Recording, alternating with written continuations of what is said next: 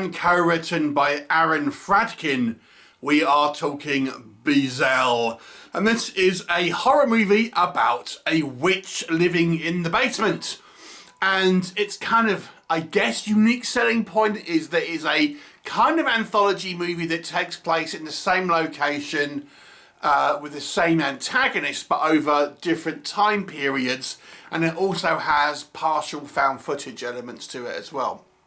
So the story starts off in the 1960s, and we see the kind of the first killing that we have on screen here. And then we have a sort of second part of that third story, I believe takes place in the 1980s, where we get this guy who is being hired to video a kind of somewhat of a documentary about the guy who was implicated in these killings in the 60s. And we learn what's going on with this kind of property and the witch that lives in the basement. The second one is about the same property where we have this nurse that comes in as a replacement for a previous nurse to look after an old lady and discovers the witch. And then the third movie is the most kind of one set in most modern times. I think it was like in 2013 or something like that.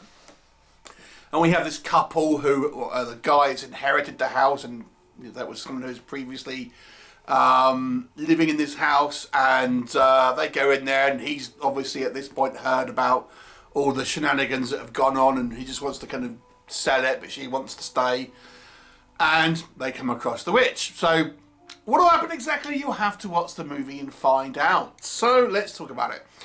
So it is an anthology movie. The stories are quite similar. We'll come on to that again, but I do think they are kind of effectively filmed if you want a visceral horror experience. If you're into jump scares, this movie's got lots of them.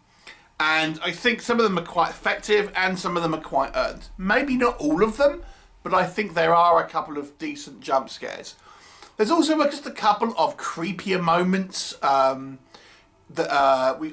have this woman who, in the last story, she sort of sees these feet under the bed, but when she looks over the bed, they're not there. She looks back under and she can see these like ghastly feet and things. So a few kind of like creepier moments that are on screen. I think there is something to be said to have a consistent antagonist, even though it's an anthology. It sort of builds on the mythology of the last one. So it's not three completely different stories. They're dealing with different issues. It's the same issue, but having different people's experiences with it. I probably preferred the third story, to be honest. That was the one that had, because your first experience to it. And I think the guy who is hired this documentary filmmaker, the guy who lives there, he comes across like a creepy serial killer, and the 1960s vibe, so that's the second part of it is the 1980s vibe. Is I don't know, I quite liked it. I thought it was again, the technology is relatively rudimentary at that point, and it's quite a brutal one. I like that one the best, to be honest.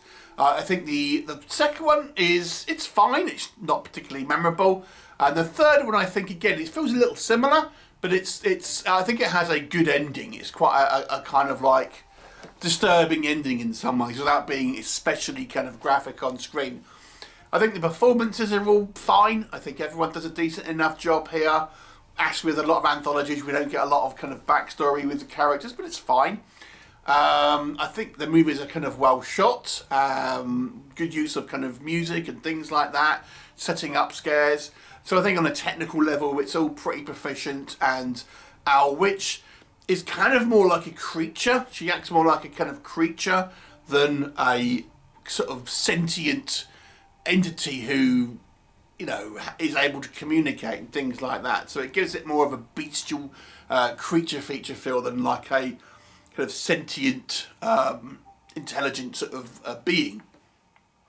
So it doesn't work. I think the main problem with this one is the stories are kind of the same, if we're being honest. It's like someone goes into the house without really knowing what's in there, couple of creepy things start to happen, and then bam, we have the confrontation with the witch, or a kind of its influence. And then the same for the second one, and then kind of the same for the third one. So it's not exactly breaking the mould with its storytelling, let's just say. There are elements of found footage that I've mentioned. I didn't really see why that was necessary. I mean, all three of the stories have an element of someone carrying a camera around with them. But because it's not all found footage, I didn't really know why that was like a through line through the movie. It just seemed like an odd choice. It didn't seem necessary. Who knows? I think it's a little bit guilty of doing a few kind of horror cliches. You know, we've seen something happen, it's a dream, we wake up from the dream, and then there's a dream within a dream, things like that. We have people walking behind, you know, things walking behind, you turn around, it's gone, and, you know, that kind of stuff. So it's very typical in its kind of approach to a horror movie. It's not really breaking any molds in regards to visual storytelling. I think it's effective, but it's simply not original. I have to say as well, I think there was a missed opportunity here with really not giving us much in the way of context of this witch. I think if you're having a story all with the same antagonist, it was a missed opportunity to have a different type of story, maybe one about the witch and how she was there, maybe her point of view. But instead we get three stories which have practically the same sort of story elements to it.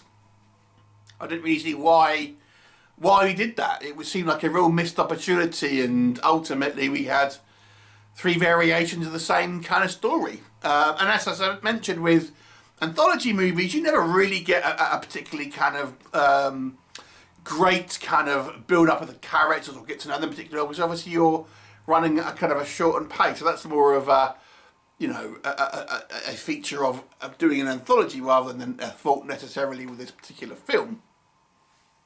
Overall, I think it's perfectly fine.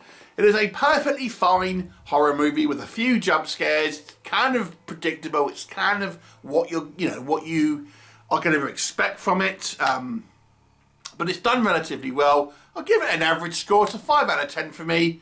It was a fine watch, but it's going to be forgotten within, you know, a day. Have you seen it? What did you think of it? Leave me a comment and I'll look forward to seeing you next time.